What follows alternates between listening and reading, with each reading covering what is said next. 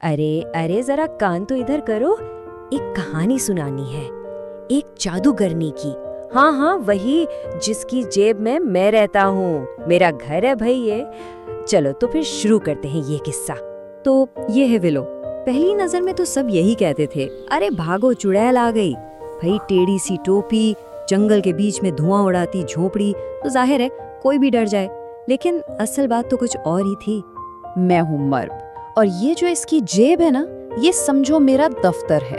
यहीं से मैं इस पर नजर रखता हूँ। मेरा काम ही यही है कि इसे समझाऊं कि एक अच्छी डरावनी चुड़ैल आखिर बनते कैसे हैं। मगर मसला ये था कि इससे तो एक मक्खी तक नहीं डरती थी। भला ये भी कोई बात हुई? ओहो क्या दिन थे वो। मैं तो बस सर पकड़कर बैठ जाता था जब भी वो कोई असली, कोई खौफनाक जादू करने की कोशिश करती ना, तो नतीजा हमेशा बिल्कुल उल्टा निकलता। जहां काला धुआं होना चाहिए था, वहां गुलाबी रंग की चमकदार फुलझड़ियां। मेरा तो बस दिल चाहता था कि कहीं मुंह छुपा लूं। तो एक तरफ थी विलो, जो डरावने मंत्र पढ़ती, और दूसरी तरफ थी उसकी जादू की छड़ी, जिसे सिर्फ फूलों से प्यार था। विलो कहती आग और तूफान, और छड़ी से रंग बरंगे फूल निकल आते। मैं कहता था विलो इस छड़ी को फेंक दो, लेकिन वो सुनती कहाँ थी। एक बार तो हद ही हो गई, बोली मर देखना, आज मैं इस कद्दू को एक खौफनाक भूत बनाऊंगी। छड़ी घुमाई और वो कद्दू खिलखिलाकर सीधा उसकी गोद में आ बैठा।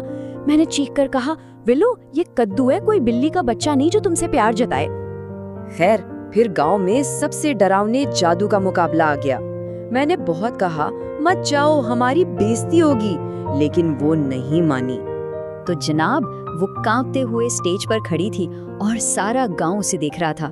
सच बताऊं, मेरे दिल के एक छोटे से कोने में ना जरा सी उम्मीद थी कि शायद आज वो कामयाब हो जाए।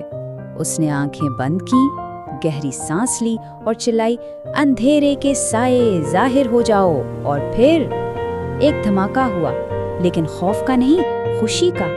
हर तरफ सुनहरी और नीली पंखुड़ियां हवा में ऐसे नाचने लगीं जैसे तितलियां हों, और इतनी मीठी खुशबू फैली कि जंगल के सारे जानवर भी आकर खामोशी से बैठ गए। सब लोग हैरान थे, किसी को कुछ समझ ही नहीं आ रहा था कि ये क्या हुआ, सिवाय एक छोटी सी बच्ची के। उसका नाम एलारा था। वो खुशी से तालियां बजा रही थी, जैसे उसने दुनिया का सबसे अच्छा जादू देखा हो। विलो का तो दिल ही टूट गया था। वो सोच रही थी कि वो एक नाकाम जादूगरनी है, लेकिन जब वो उदास बैठी थी, तब जंगल पर एक असली मुसीबत आ रही थी। एक ऐसी चीज जिसे ग्लूम वाइन कहते थे। ये एक काली कांटेदार बेल थी जो जंगल के सबसे पुराने, सबसे जादुई दरख्तों का रस चूसकर उन्हें खत्म कर रही थी। और फिर भागती हुई एलारा आई, विलो जल्दी चलो, जंगल का सबसे बड़ा दरख्त मर रहा है। जब हम वहां पहुंचे तो देखा कि ग्लूम वाइन ने उस बेचारे बूढ़े दरख्त को पूरी तरह जकड़ लिया था। विलो ने गुस्से में आकर उसे काटने वाले सारे डरावने मंत्र पढ़े, लेकिन उस बेल पर एक खराश तक नहीं आई।